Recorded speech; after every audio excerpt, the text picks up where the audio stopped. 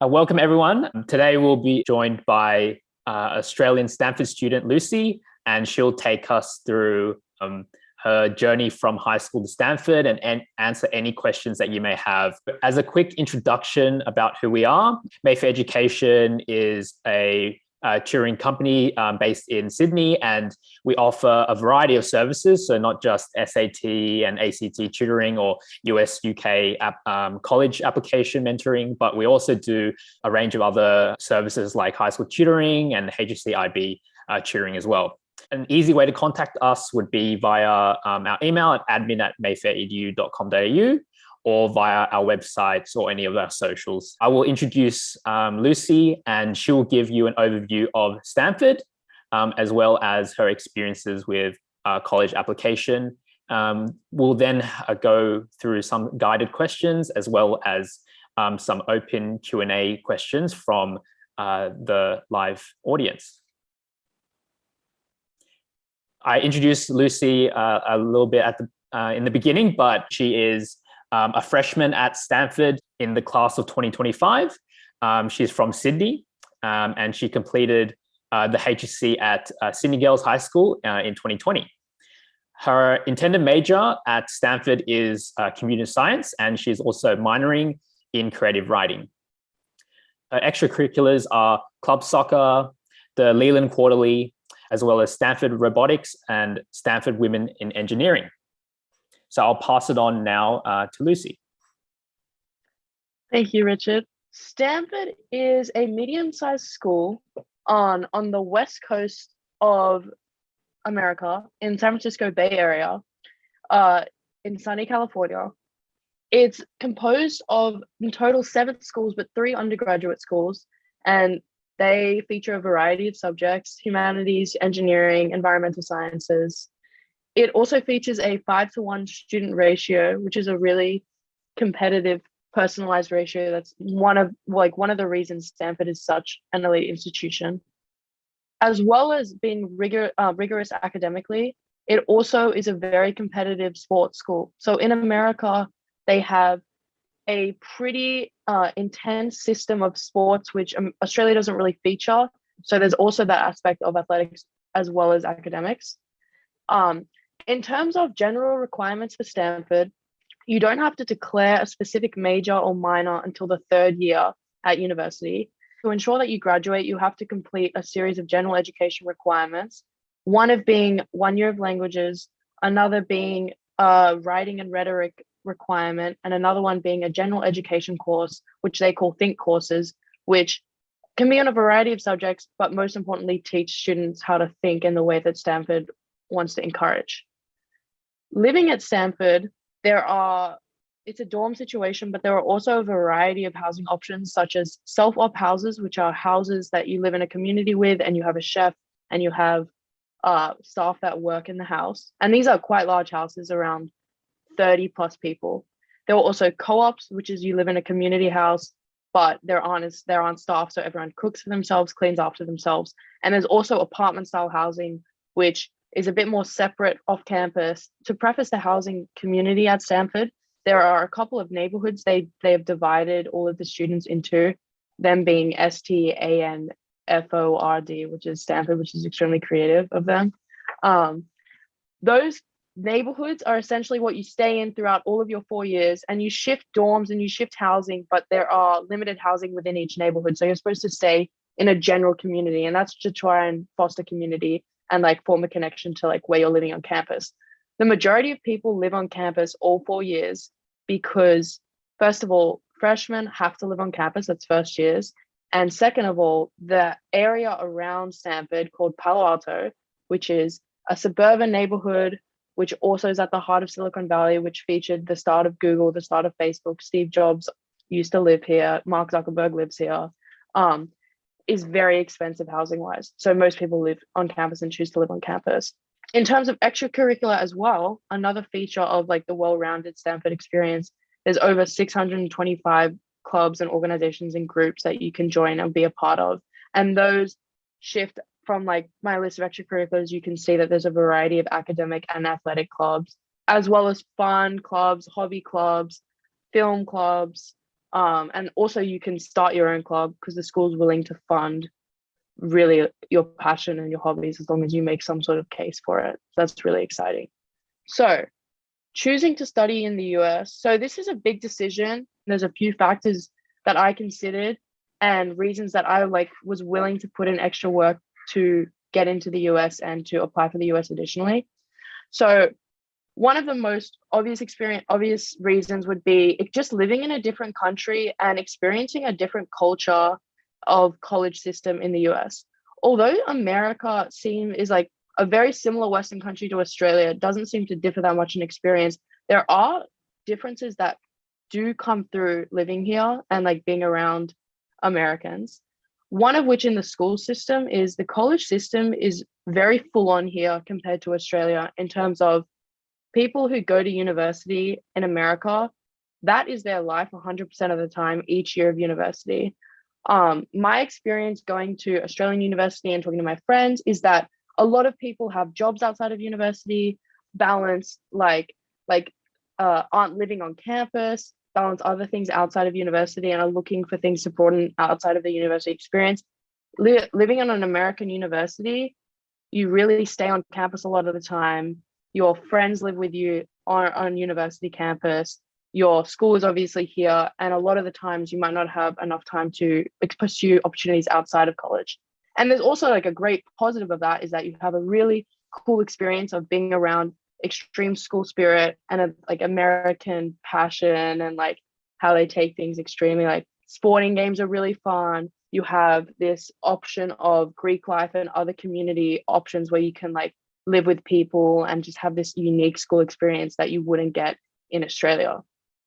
Another reason that the US is a super great option is because going to a school in the US that brings a lot more types of people. So people that are from different places and people that have connections to different places and people that have greater like networks than you would have in Australia. For example, going to an elite school in the US where there is this extreme history of like incredible people who have attended and that currently like fund or come back to campus or feature on campus brings a lot of opportunities that Australia just can't competitively offer.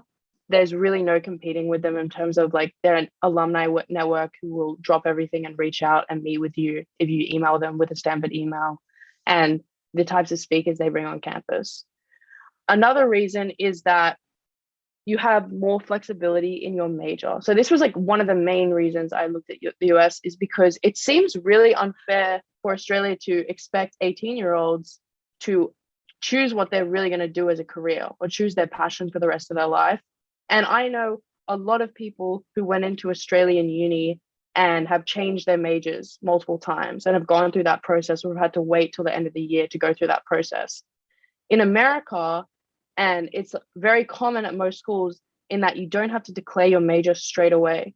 For example, at Stanford, as I mentioned, you can declare it in the third year of university. So I could potentially be taking, I could pretend I was taking computer science for the first year, and then by the end of the first year, I really want to go into film. All of those first year of courses, I don't have to retake an extra year of uni just to make sure I can major in film. They've set up the curriculum so that by the time you reach your third year, if you have completely done courses that haven't related to your major at all, you're able to take courses directly to your major and meet that requirement in the last 2 years of uni.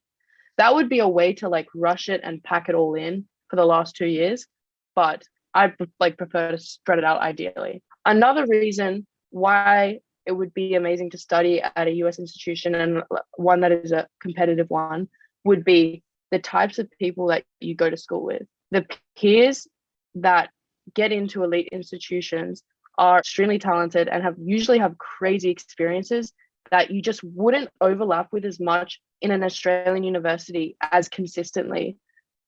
Everybody I've met at Stanford has some crazy thing that they've done or are just like come off like personality wise as incredibly curious and intelligent people, the types of people that you want to be around and stick around to be a better person. So there are incredible institutions across the whole world and especially in the US. Stanford is a remarkable institution, but there's also a number of other ones. So why would I choose Stanford? So one of the strongest reasons is my academic passions. Funnily enough, I did kind of know where I wanted to go roughly. I was really interested in computer science and engineering throughout high school and wanted to pursue that in university. So I looked at those schools as schools that were competitive in computer science and engineering as a factor to decide. Stanford is one of the strongest schools in computer science and engineering, has an incredible faculty, incredible research department, and incredible network of people who are really involved in that field. But you also have schools that appear like that across America, but Stanford has this well-rounded sense that it attracts a student that is not only someone really committed to studying or is not someone really committed to research. They have a broader perspective on life, and it's more like they have natural traits of curiosity and maybe humor or just intelligence and just like a love of learning that seems more well-rounded and less confining than just being super interested in an academic field. It also features amazing humanities schools, which I've like gotten to also participate in because I was really interested in also pursuing creative writing or a humanity. So as well as being balanced academically, it's also, as I mentioned, a strong sports school, which is, I'm not particularly interested in playing like at an Olympic level of sports, obviously, but it's good that you attract people with different experiences. For example, you're not attracting people who are just committed to studying, people who want to do something outside of their time. And you'd find that at Stanford, extracurriculars and the clubs and groups that you're a part of are just as valid and just as part of your life at university as like the academic courses you take itself. Everything takes place on campus, but it's more balanced. And also the location. So California is a beautiful place. It's currently winter. Some places in America it's snowing. California is acting like it's still summer, basically. It's sunny throughout the whole day. It's jacket shedding weather by midday. There's always sun out. It's long Sundays. And I personally think that weather has a big effect on like how like you're viewing life and perspective and mental health. And maybe that's me being superstitious, but it definitely is the case with Stanford. And it's, you look around and it's like incredibly beautiful campus and it's got palm trees and it just is like some sort of niche of America that reminds me a little bit of like sunny Australia. So that's why I liked it as well. Also, so the culture of there's stereotypes in America, but the culture of West Coast or California people are people who wear like flip-flops and thongs around, like wear a backwards hat, like are skating to class, biking to class. And those are people that you see at Stanford. They might like casually mention that they were like helping find the cure to cancer over their summer, but they're definitely the types of people that you like see throwing a frisbee or lying on the grass. And it's that may be like a like kind of superficial thing, but it definitely creates a culture that's a kind of more laid back and less preppy than some of the other institutions that I visited or were looking at as schools. It also, the application lends itself to like attracting people who are going to give fun or creative answers and more humorous answers, which are some traits that I just found were like a positive reflection on school culture. And definitely like you'll see that some Stanford groups, or one example would be the Stanford marching band. This is a trivial example, but the Stanford marching band are essentially a complete radical opposite to any other university band because they don't have any coordination whatsoever. They jump on the field when during sporting games and they play like random noises and run around crazy, but they have this pride about them that Stanford like encourages and is proud of because it's a very like, we're just crazy, spontaneous people that embrace who they are. And that's something that I really liked about the culture. Also on top of Stanford, Stanford obviously has an incredible network of alumni. Google started here. My God, PayPal founder, like I can't even name the amount of famous people that would have come here or like would be connected to here. So applying for Stanford. So I'm just going to go through my application to terms and give you a perspective. I want to clarify that there is no way to really compare yourself to another applicant in the US application process because my application looks extremely different to some of my friends.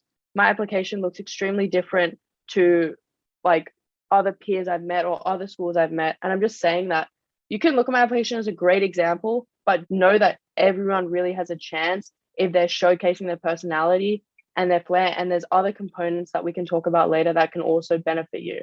But just straight up, I applied as a computer science major with a minor in some sort of humanities. I leant toward philosophy. I mentioned creative writing, but I wasn't too sure. But I know I wanted to do humanities and engineering and STEM. I applied with a 1540 SAT score, which as the time Richard mentioned is optional now because of COVID. And they took into account test cancellations and everything like that. And a 99.60 ATAR. So they very much look at your ATAR as well. And the ATAR actually provides a really good perspective in terms of if you went to a really competitive school in Sydney and let's say your grades aren't as good as someone who might have gone to a less competitive school just because it was a less competitive environment, the ATAR provides a great perspective on where you stand, like statewide, nationally wide, and just like they definitely know how to interpret that. As I was applying as a CS major, and some humanities, I tended to feature things that kind of provided evidence for my interests, and that's something you should lean towards in your application. So I talked about founding and teaching the coding and robotics club at my school. I went to a national computer science school in in year 11. I was also part of a Da Vinci Decathlon team, which is just like an academic competition. I also, outside of that, I showed interests outside of my academic interests.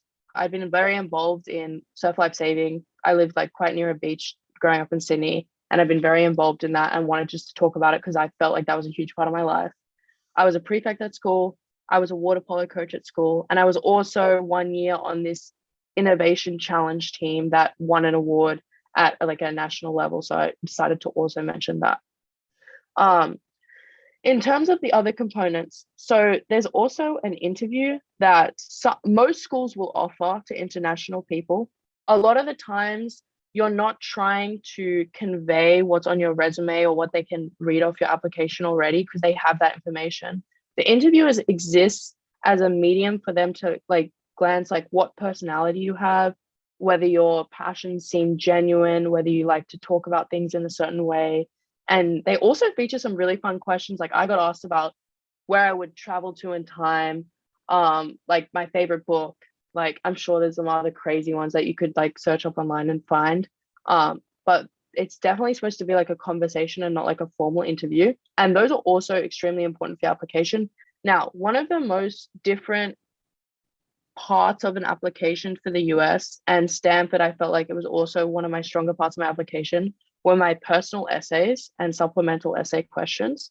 So in every application for a university in the US, you're going to have to write around a 650 word personal essay, which is not a formal academic essay. It's an essay purely for the nature of giving the reviewers of your application more of a sense of yourself and your like anything that you wanted to share that might not be easily glanced off your like written application, and like providing some sort of story, giving them a taste of your writing skills and like your perspective on life. And also it doesn't have to be about academics or achievement. And I also wanted to preface, start early because some schools also have supplemental essay questions, which Stanford did, which are in addition to that 650 word essay, which supposedly has to like summarize your life and showcase the greatest parts of your personality, which is not easy. They also ask questions about like, why do you want to go to the school? What are you really interested in learning? Random questions about like, what would you teach a course about? Tell me something meaningful. So there's some difficult questions you really have to ponder like pretty early. So going to elaborate on why I chose Stanford over other US colleges, I was looking at around 5 other schools and they were like elite schools as well, like Princeton, Harvard, Ivy League schools, Berkeley, MIT. And essentially, when you are choosing US universities, you need to make a decision about what school you're going to apply to early, they call. There's this like option when you're applying to the US to slip in like an early definite choice about what school you want to apply to called early decision or early action. And that kind of shows to the school that you're really committed to the school. And usually it's like a little bit of a better chance to get into that school because less people apply early and the school also like is aware of your interest immediately. Then you can also apply like regular decision, which is like a few months later. But essentially I had to make a decision about which school I wanted to confirm early and choose early. And I chose Stanford over those other schools. I did visit the other schools that I was looking at, and I talked to students on that campus. And what won me over was Stanford was the strongest, like one of the strongest in what I was interested in, computer science, but also had a culture of being a balanced student and having people who aren't taking things too seriously. And it's a more collaborative environment and a bit less competitive, though it's still an element, a less competitive than some of the other really elite institutions. Another thing I will mention about US colleges as well is that a lot of them offer over Australia schools, and especially Stanford, I noticed, is a really personalized experience in terms of they assign you academic advisors, you have like residential advisors who you can also talk to, and they help you make decisions. There's incredible resources on the campus. If you're looking for jobs or internships, they're always there. And I felt like Stanford just had like a broader experience in terms of everything I was looking for, including social life as well. Okay, so this is a great place for me to elaborate more on the essay process. So essays, I think, in terms of the application, are one of the most different things and like the most difficult to comprehend. And that's actually a service that Mayfair, shout out to Mayfair. Mayfair can actually assist you in if you're confused. But what they are is, as I mentioned, like showcasing your personality and weaving in a story about your life that may be a specific moment, but also trying to convey your whole life experience in this short amount of words, which is, as I said, very difficult. So that's something that I found extremely challenging in terms of, out of this whole catalog of my last 18 years of living, what am I going to write about? What features do I want to convey? What's going to give me the best possible chance to get into this university? So in approaching this, I did decide to narrow it down to essentially like 3 personality traits, which were computer science, teaching, and like humor I wanted to convey. And I essentially sculpted all of my essays to showcase one of those personality traits. Also, as I mentioned, schools will have supplemental essay questions, which are also extremely challenging, because if there are like for example, Stanford's application had 8 extra questions and 4 of them were 50-word answers, but they also always want you to write in a sort of story or engaging format. And you need to have, like, they make you feel like you need to have a super like ingenious answer. So you spend hours just racking your brain for a 50-word answer, when really, as I realized, it's just like really just showing who you are and like making a consistent and cohesive application like through your essays. So the essays are something that if you feel like your extracurriculars are lacking, your test scores are lacking, the essays are something that can really bring you up. And those are things that are like works in progress. That doesn't mean that in year 12 you have to like join 5 different clubs and like try and like build up your resume. There's something that you can work on consistently and actually will make a really big difference. This leads in perfectly to this question as well. So in terms of balancing year 12 and US applications, I think a big thing came from, by year 10, I decided I wanted to apply to the US. So one of the biggest things is that it's difficult in year 12 to be in this environment where everyone is encouraging you to study and study and study and get your ATAR. I would say it's challenging, but it also, you need to have a reason that keeps you motivated in applying to the US. And like, you have to have a reason being like, this is the reason I'm going. Like the US is something that I really am passionate about and I've decided about it. And that's like what kept me going to write those applications. I would say it's definitely possible. Like, of course it's possible. Everyone, like a lot of people have done it, and it's possible for it to not be overwhelming as well. Choosing specific periods or committing to specific periods of time throughout your year 12 year, before your year 12 year even, to like take that time to plan out your essay or just familiarize yourself with the US application and think about some answers, can be really helpful and not overloading you in like throughout your year 12 year. It's a great question. So as I said, like, it doesn't seem like there's a huge cultural divide, because obviously like 2 Western countries, English is first language, blah, blah, blah, like seems to be a similar seamless transition, but there are differences. For example, in Australia, I attended, I don't have that much experience. I attended 6 weeks of University of New South Wales. So that's my credibility for the Australian experience, but I also have friends who attend Australian university. The differences I found is that, as I said, the US is just a more integrated life into college and like academic study. So when you're in the US, no matter the major that you've chose, like I know in Australia, some like subjects would be way more rigorous and require more work. the US is pretty much like a full-on study lifestyle. It's not as much school as high school, but you're still getting homework almost every night that you need to commit to. Like you can take care of it in the week and have weekends off, but I don't know, like elite US institution, you're still getting a pretty decent amount of work that you're having to work on throughout the week. So it's definitely like something that you commit to, and it's definitely not something that you can do like half off, and like 50% of your life is university and 50% can be something else. So that's like just like the terms of like workload and course load and how much attention you're getting. But if you love what you study at the US and like you're having these amazing experiences with intimate classes and incredible professors, you're finding yourself wanting to put in the work and like wanting to put in this extra time to your studies. It also is just because of this unique school spirit and just like system where everyone is going to live on campus in America. It's really, really fun. It's like just extremely fun. Even you have a like you might have study work and study like course load, but you're doing it with like your best friends who are living with you. You become extremely close.